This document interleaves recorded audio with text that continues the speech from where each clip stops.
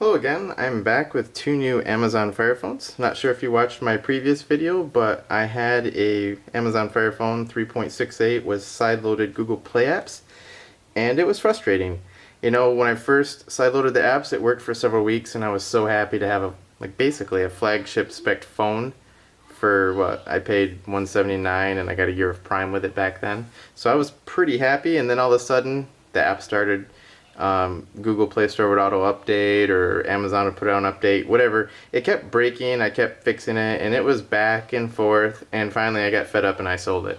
And right when I sold it, they released 4.61, and it seemed to be working better than ever, but I'd already bought an Nexus 5 and moved on. So at any rate, they cut the price down to $130 plus a year of Prime, and my wife's phone was on its last leg, so I thought, you know what, I'll give two more of these a try. And this time I'm going with the CM11 ROM. This is on the Cricket network. It's been working flawless. I've been very happy with Cricket service. And I just want to talk about some of the differences here. So for starters, you lose that dynamic perspective, and that's not really a big deal because it's kind of a gimmick. I mean, don't get me wrong, it's cool, but it's not really utilized in the phone. You know, it's a really cool lock screen, I'll give it that. But when you look at the interface of these two devices, here you have a stock Android experience, and then here you have the Fire OS with your carousel. Now, I will say the Amazon Fire OS to me looks and feels more polished. It looks more modern, but it's less efficient. I mean, just look at it. If I want to go into Google Hangouts quickly, granted I can't really even do that on this one, but if I want to go into an app quickly, I just tap it. You know, from my home screen, I have all these apps that I can do. On this thing, you kind of have to hunt for things, you know, and then you press this to get to here, and it just, I felt like I was always hunting for things, because like you expect it to be on the carousel, but then the carousel fills up and you're like, where's my Pinterest, where's my Facebook, and you're cycling through this. And then it was kind of cool that you could see, like I go to Pinterest here and it shows me some of the previous stuff, but I never really utilized it, because if you're going to Instagram, then you're not going to waste your time with that stuff down there. You're just going to go right into it and see what you need to see. So this interface on the CM11, while it looks more dated, much more efficient to get whatever it is you're trying to accomplish.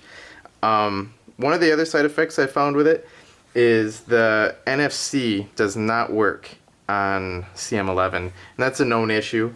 But the only thing I used it for is my Sony DSLR has NFC. I take a picture of something, I can tap my phone to the Sony, transfer the image, and then immediately share it and Facebook it, whatever.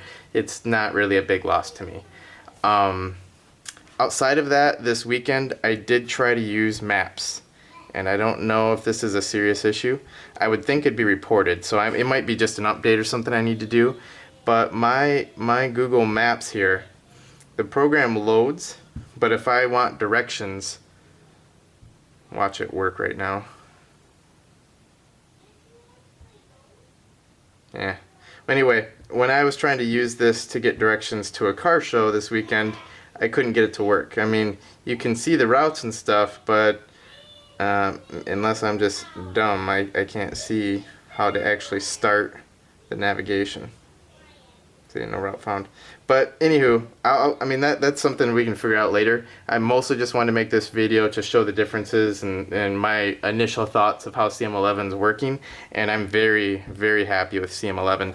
Once in a while, I'll get a pop-up message that says Google Play services have stopped or something along those lines, but never has it crashed my app. Never has my app stopped working. So I've been very happy with it. Just once in a great while, there's a little pop-up message that you hit OK on, and when I was on Fire OS, my apps were constantly breaking, like no longer functioning. So to me, it was a big deal. Battery life.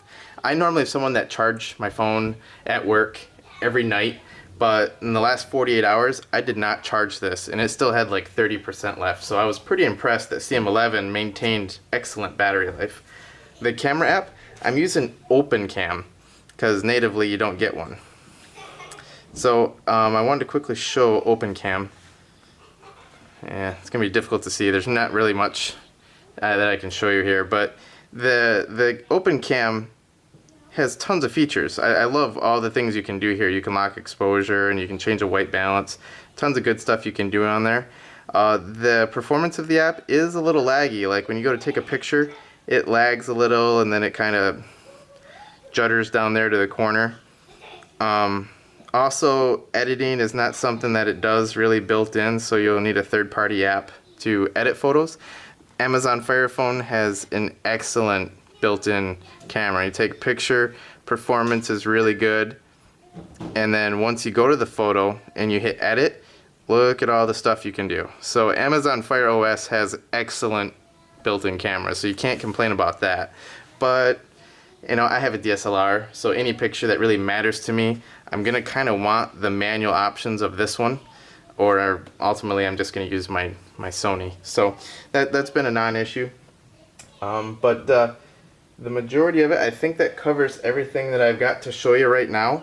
Just really happy with it. I mean, this OK Google Now, I use this all the time. Like I'll say, give me directions to Five Guys.